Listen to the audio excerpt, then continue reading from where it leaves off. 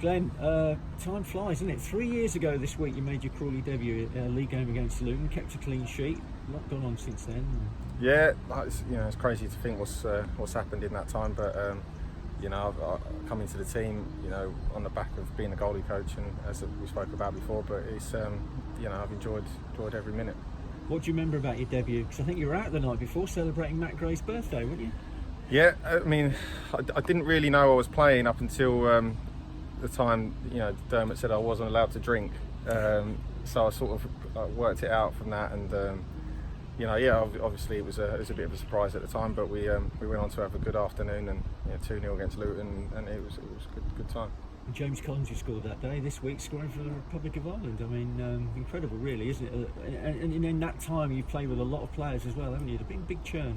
Yeah, it's like any football club, you've got to turn around with players. It happens all the time. But yeah, James was, he knew he was a quality player, and it was going to be hard to replace him when he left. But I knew you sort of with him, his work rate was phenomenal, and you knew he was going to go right to the top. And it's really pleasing to see him score the other night. The current squad, you get a view from right at the back there, and this season, how do you rate it in terms of the squads that you've worked with while you've been here? Pretty strong, I'd imagine. Oh, it's right up there, definitely. Yeah, it's got to be. It's the most energetic, the pace around, and I think the massive difference. I know it's early doors, but there's a belief now. I think a little bit. So, if we can keep it going and sort of grab onto that, then you never know.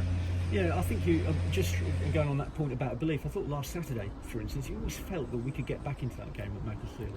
Yeah, definitely. I think that's the thing. Even when Bez was standing over that ball, I think years gone by, you'd have been thinking, "Oh, this is probably going to go whatever." But I'm thinking this is going in, and it did. And as after that, it looked like it was only really one team that wanted to win it. I know the last 5 minutes they had a bit of a go, but. They was playing a little bit like the away team, and that probably goes on how we're playing at the moment. Michael Loon-Booler's come into the squad this year. He's really keeping you on your toes, isn't he? Because he looks a real prospect.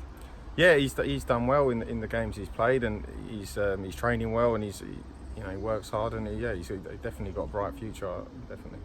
And what about having a goalkeeping coach specific? I know it's obviously a role that you were employed to do when you came here, but obviously Dean Lightwood is here now. How much does that make a difference on a day-to-day basis, not just for you, but for Michael and also for Alfie Jones as well?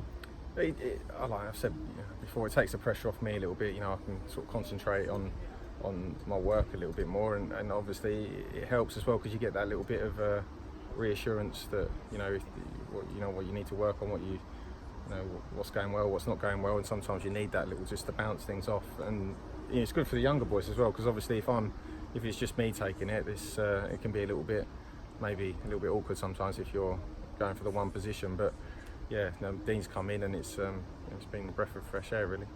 How important are these next 2 home games? Going to be a test for us. Mansfield and Plymouth are going to be up there, I imagine, this year. But if we can get 6 points, it really puts us in a strong position, wouldn't it? Oh, it would, yeah. That would be incredible. And they're obviously 2 very good teams, but we're at home, and the way we're playing, you wouldn't write us off against anyone at the moment.